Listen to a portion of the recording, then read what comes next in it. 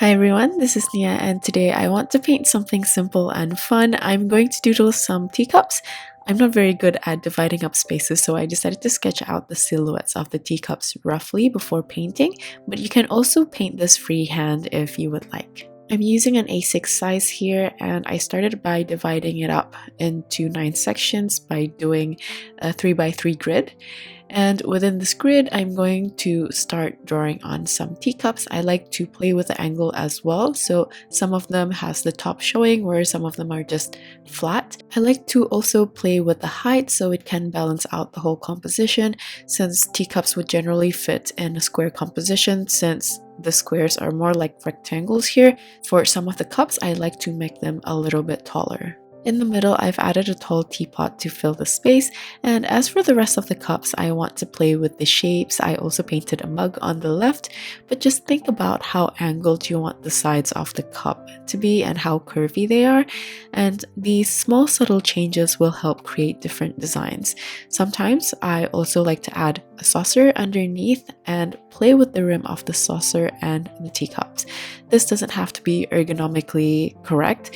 The angles doesn't even have to be correct. It's just a fun doodle where you can make any designs you want. At the bottom here, I want to fill more of the rectangle, but I don't want the teacup to be too tall. So I just extended downwards by adding some cookies to fill the space. Once all the 9 rectangles are completely filled, I'm going to erase the grid and look at how much space I have in between. And within those spaces, I like to add on related things like biscuits, cookies, steam, maybe add some ornaments within the teacups. I added some cinnamon sticks and some leaves, and I'm also going to add some additional things once I paint it later.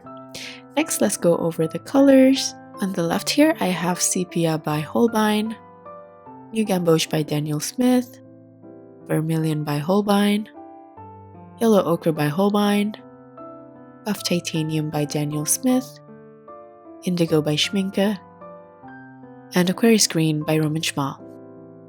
I'm also going to use Bleed-Proof White by Dr. P.H. Martins. Let's start with the teapot at the center. For this, I'm going to use a mix of Bleed-Proof White with a bit of indigo and the tiniest bit of sepia to mute the color, and I'm using a light consistency just to cover the base. While the surface is still damp, I like to create a little color variation, still using the same mixture, but I'm just going to dot it in on the sides so it looks a bit darker. I want to separate the lid, so I left out a tiny sliver of white negative space from the paper, and I'm going to paint the whole lid using the same mix. Still using the same color mixture, this time I added some Aquarius green, and I'm going to paint the base color for this cup on the bottom right. When I was painting this, I just looked at which shape would suit the color that I mixed, but of course you can create your own color variations as well. This is just a fun doodle without any rules. Next, I'm still going to work with the same mixture, but this time I've added more bleed-proof white and also yellow ochre, so now it's a light yellow-green that is very muted. And again, I'm just going to paint this for the base color. This time I've chosen to paint on the mug.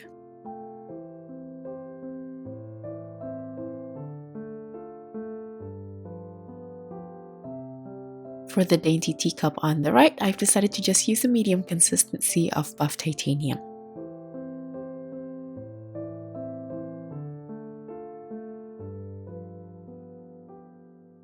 I've decided to also use the same color to paint the teacup on the top left here, but I'm going to use a thick consistency to paint the sides, so there's a bit of variation in the value.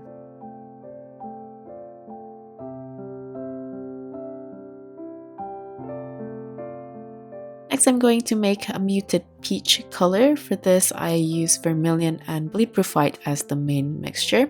And I added some yellow ochre as well as the tiniest bit of sepia. I like to separate the base of the cup if you haven't noticed here. Again, just like the lid of the teapot, I leave out a little bit of white space of the paper and then I just paint it on a line following the curvature of the cup.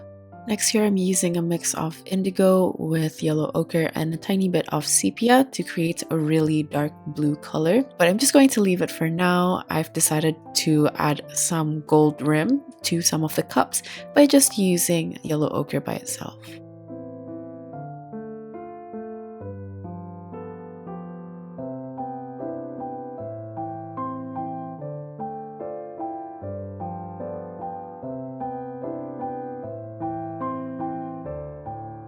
Next, I'm going to go back to the dark blue and paint on this cup underneath the gold rim.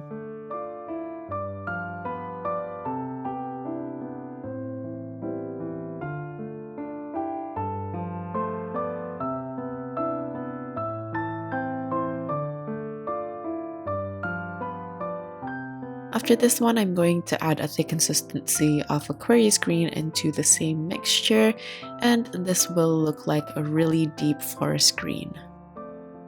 For this cup, I've sketched out the end of a tea bag where you usually have the brand on paper, and I've drawn it out hanging on the side of the cup, so I've left it out as the white of the paper. But I've also noticed that I've drawn this too small, so if you're going to paint the same composition, remember to scale it up. I wasn't sure why, but I decided to also create this geometric looking handle for this cup. For the last one, I wasn't sure what color I wanted, so I just picked whatever was on my palette and I just used a very thin consistency of it. But notice how when I use a thin consistency, the color looks way more transparent, and it's also very watery compared to if I were to add some bleed proof white. This is why sometimes I like adding bleed proof white into the mixture just to help it thicken up, especially if I want the color to look pastel. For the teapot, I've added indigo to line the bottom and also under the lid. I'm also going to use the same indigo to paint some flower designs on the pot. You can always switch to a smaller brush if you feel that it's getting hard to control, but I'm just going to use the same one with a lighter load.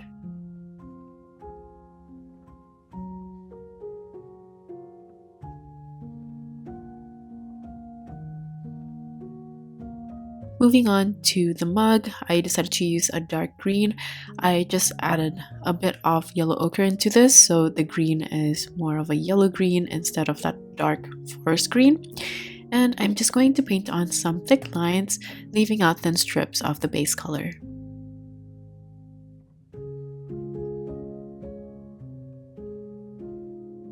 Now moving on to the light pink teacup, I'm using the same green to just paint under the rim. Then I'm going to add tiny pink flowers from a mix of vermilion, a little bit of new gamboge, and bleed proof white in a thick consistency.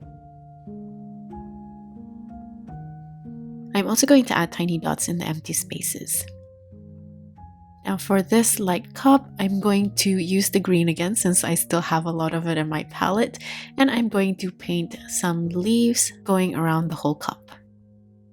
By the way, feel free to also use different mediums for this doodle, like colored pens or colored pencils. I think it'll actually be really fun to add different textures to the design, and it might also be a bit easier to control and paint on the small space.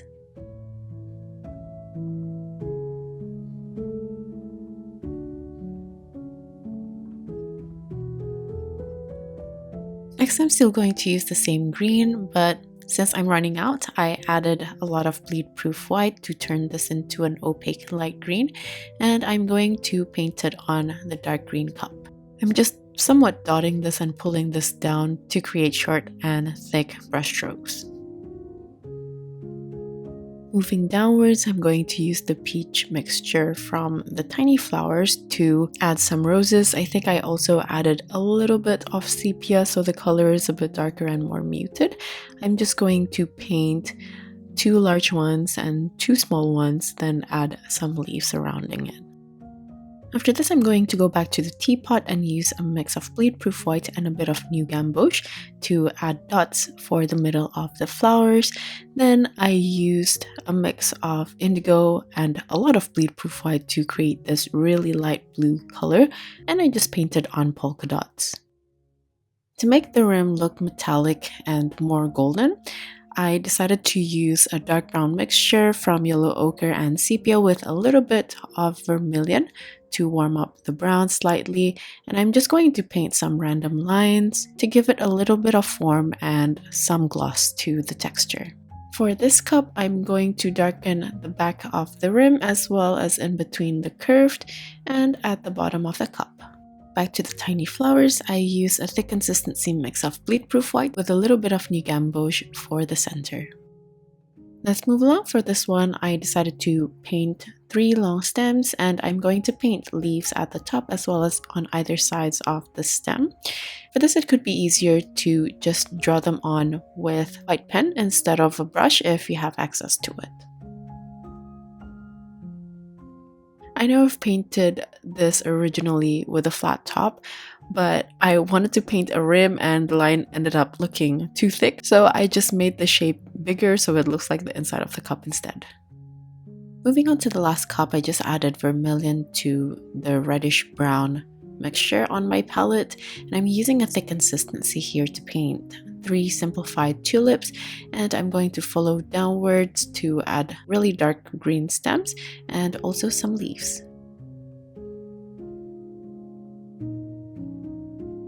And after this, I'm going to line the top and the bottom of the cup using yellow ochre.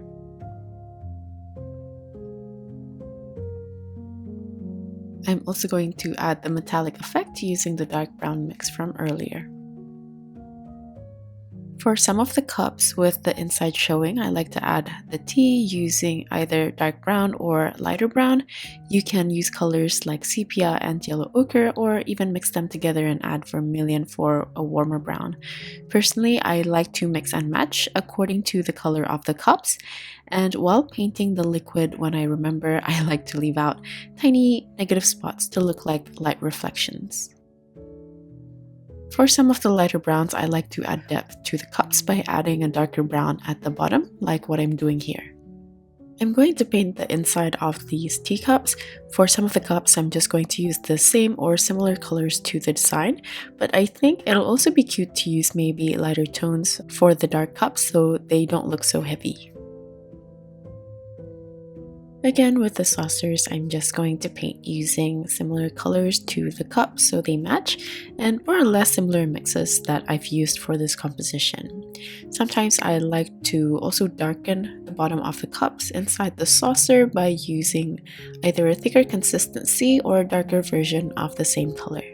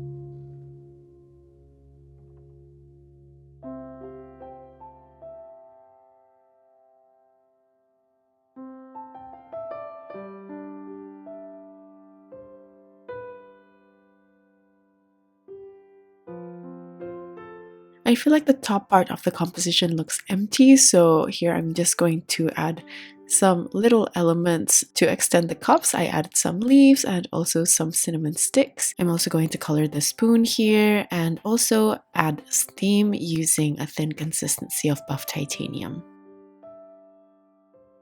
For the tea bag, I used a mix of sepia, yellow ochre, and vermilion in a thin consistency. And for the crackers or the biscuits, I like to start by using a medium to thin consistency for the center. Then for the edges, I decided to paint it using a darker brown. For the front, I decided to use more muted brown. And for the back, I'm using a darker value but a saturated color.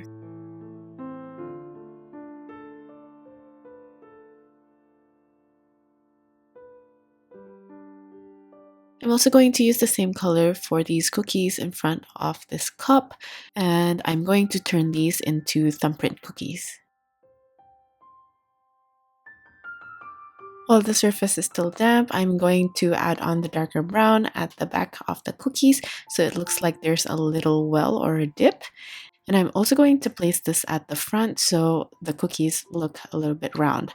After this, I'm just going to leave it to dry because I don't want to disrupt the paint, and move on to paint the jam cookies at the top. And I'm going to treat it the same way by starting with the yellow ochre After the paint has settled on the thumbprint cookies, I'm going to add a darker brown again. I felt like the colors were just combining together. And I'm also going to use the same dark brown. This has a little bit of bleed-proof white, so it is a bit thicker and easier to control to paint the edges. Next, I'm going to add the jam. Technically, I should have waited for the cookies to dry or even use a hair dryer, but I was too lazy, so the paint kind of bled out. This is the same case for the thumbprint cookies, and I'm just going to leave it for now and paint on the dots or the details on top of this cracker. For the spoon, you can paint it whatever color you want. I'm just going to use this gray mixture from sepia and indigo with a little bit of bleed-proof white in a thin consistency. And at the bottom of the spoon, I just use a darker value.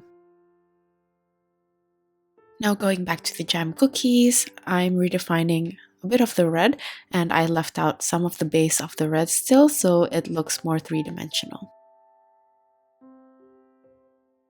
For the string on the tea bag, I just used the dark brown that I still have on my palette. This was a little bit difficult because of the loop, but you can also do this with pen or colored pencils.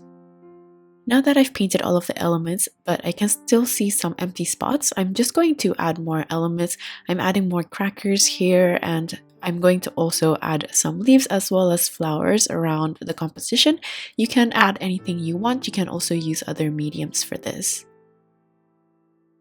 So this is what I meant before by using a hairdryer. After painting on these two crackers, I'm going to dry them off completely before adding on the dots, and it just makes it so much quicker. Once the surface is completely dry, I can easily paint on the dots without the color bleeding out. I felt like the spoon looks kind of boring, so I decided to add a dollop of honey. Then after this, I'm going to fill in the rest of the page with some leaves and flowers. I'm going to paint the leaves in different styles just for fun, anything I can think of at the moment. And you can even add different elements to your fillers if you would like.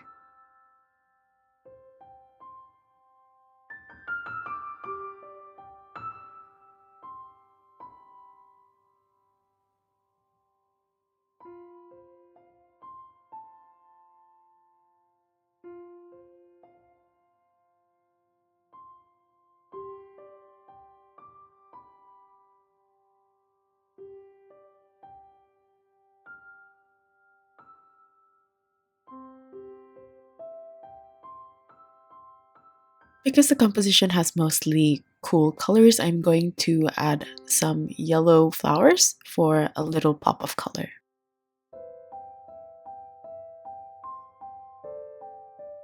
Then I'm going to dry it off and paint a red center.